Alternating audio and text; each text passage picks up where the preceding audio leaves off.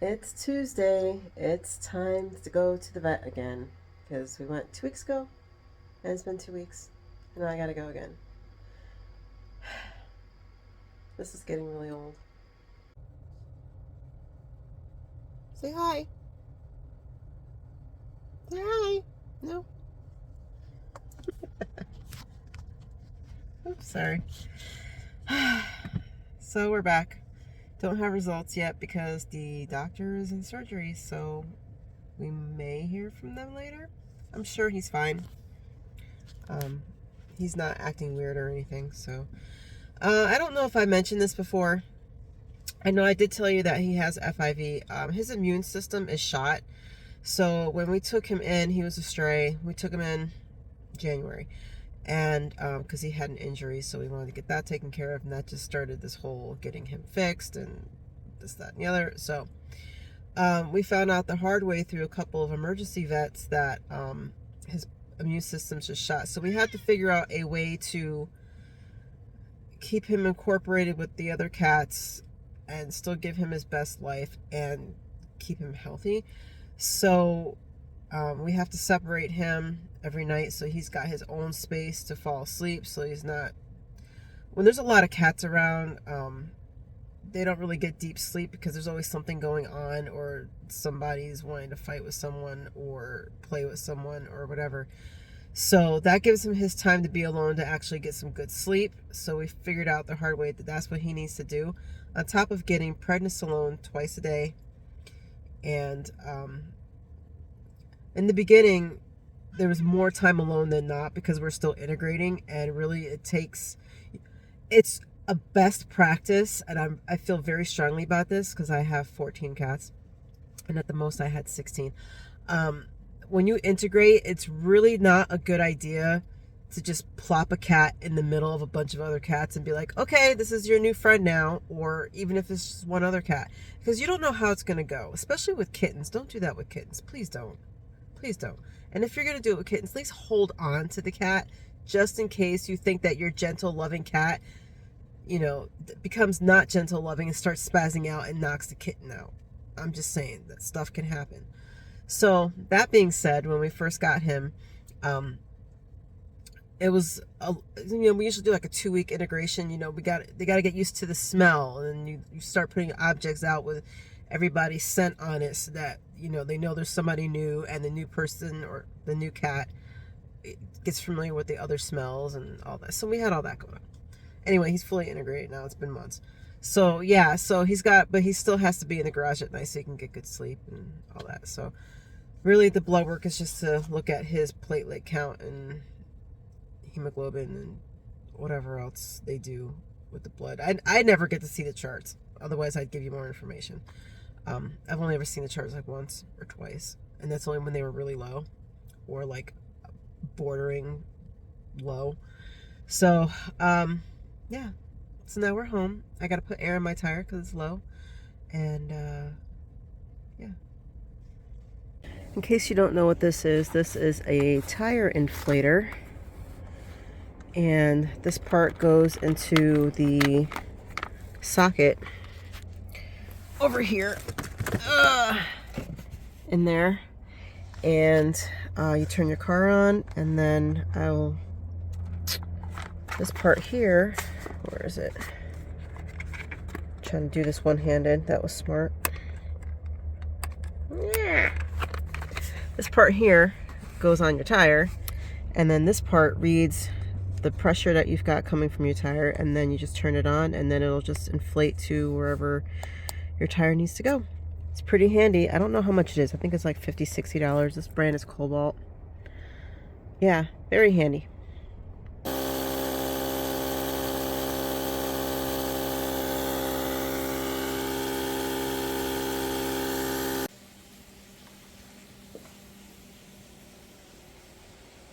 It's nap time. Yeah, she's got an eye leakage thing. Hi, White Butt.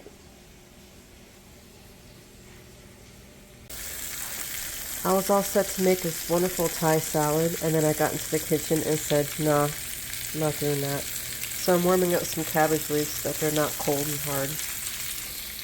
I've got tofu sitting in here with liquid smoked soy sauce. I've got bread cheese and cilantro. This is shameful even for me, really. Dude, have you ever had bread cheese before? Look for it. It's so good. You're supposed to cook it. Oh my god, all the flavors come out and it's just the most amazing thing ever. Might be a new height of patheticness. Is that a word? But barely cooked and kind of hot buttered cabbage is really good.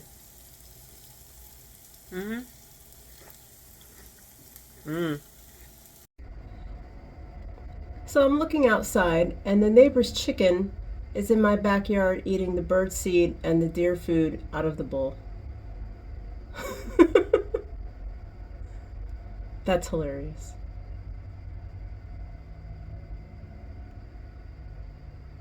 For reference, they're supposed to be gated, and he keeps trying to gate them and they keep getting out, and we have to keep helping him bring the chickens back in. So this is just funny. I finally got to a point where I could try on my cardigan and everything is looking great. Good morning. It is October 18th and I am cuddling up with my campsite shawl because it's a chilly morning and my new hat that I just finished. And I have decided I'm going to start, I have Caston-itus. So I am going to start a new hat today because I just feel like making a hat. So I found a pattern, it's a free pattern called Claudia, and it's cabled, so it's got like, it kind of looks like the iron pieces in like a stained glass church window, kind of cathedral looking like. That's what I interpret it as. So I'm doing a gauge swatch because anytime I work with a yarn that I've never worked with before, I like to do a gauge swatch just to see where I'm at with that. So that's what I'm doing right now. So I will show you the yarn so you can see what I'm talking about. So this is the yarn. It is Hilo Dalegarn. And anytime I have a yarn that I've never worked with before, I like to do a gauge swatch. So they have this yarn at, where is it? 100 meters for 50 grams, which I would classify as a DK, but they have it as a sport weight. So in either case, it's a new to me yarn, so I'm doing a gauge swatch on 16-inch circulars. This is US 6 4mm needle. So that's what I'm doing. So we'll see how that goes.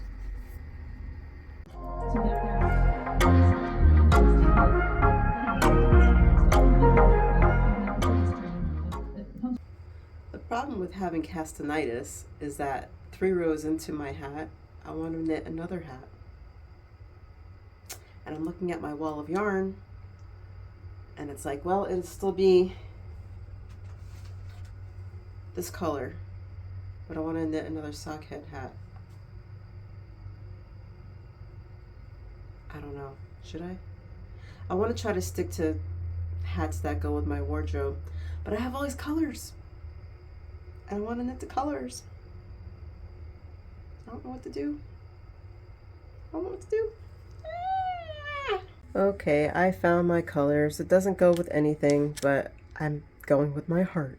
So I've got this single ply, I think this is called, yeah, Flirting is Part of My Heritage. It's from Golden Pearls, and I don't think they do this color anymore. I think it was one of a kind, but I bought them out like several years ago, and on like every single base or whatever, and so like that's why there's different colors.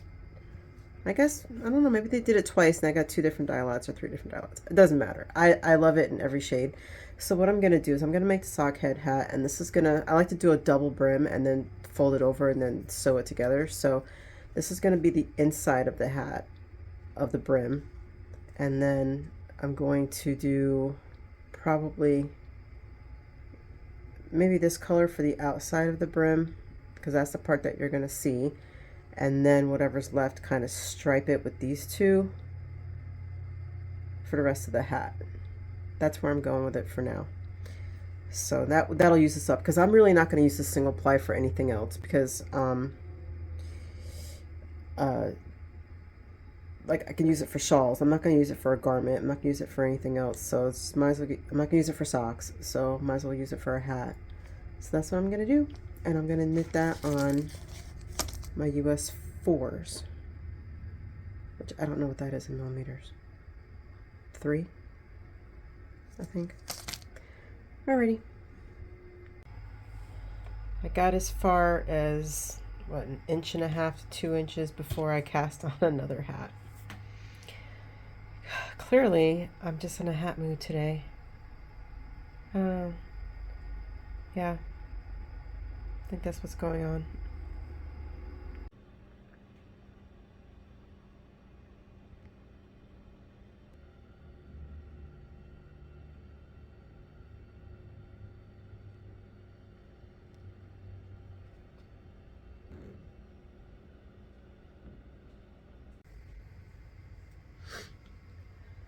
Good afternoon. It is October 19th, and I just got home from running errands and then stopping at my favorite coffee shop, Carpe Cafe, where I found out about an artist place that is right across the street from the cafe.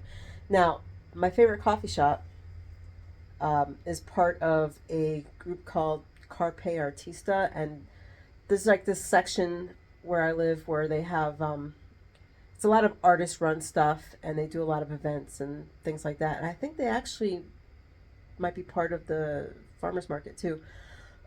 So I went and stopped by there. So I got film of my favorite coffee shop, and I got film of the artist building. It's called Trellis and Vine. And so yeah, you can check that out, and I'll just put it to some music so you can kind of see what's going on with that.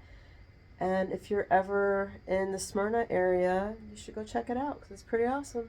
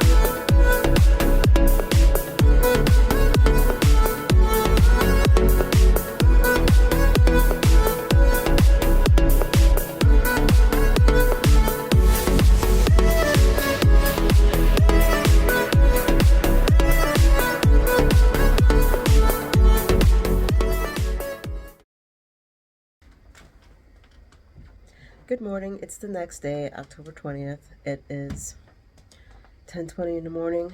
I got up an hour ago, started doing some chores, and then I remembered that I need to sign off.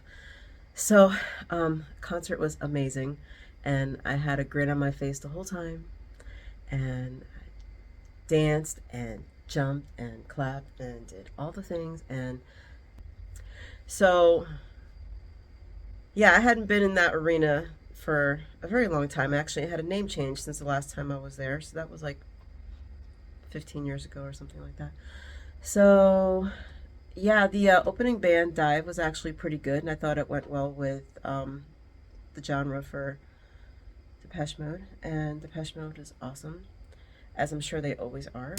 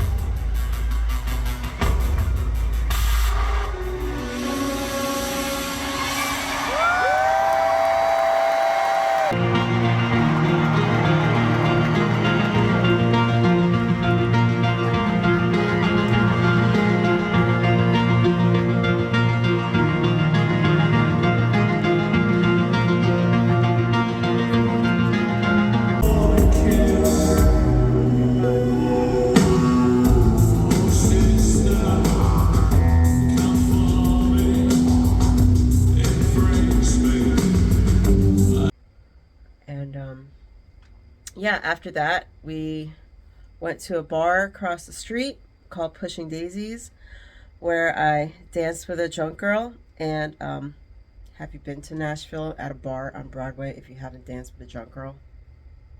Just saying. So, with that, I am going to sign off, and I'll see you next week. Next week is, I guess my last video will be around Halloween. Ooh.